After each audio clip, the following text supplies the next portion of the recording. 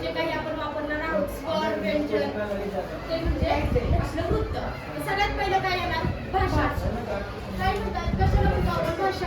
आपल्या शब्द कशाला म्हणतात सांगा बरं? कशाला म्हणतात? स्वर किंवा व्यंजन दोन्ही जेव्हा एकत्र येतात बरोबर त्यावेळेस एक शब्द तयार होतो आणि त्यानंतर वाक्य कसं तयार होतं? अनेक शब्द जेव्हा एकत्र येतात तेव्हा काय तयार होतं? वाक्य. मग आपण त्यावेळेस भाषा.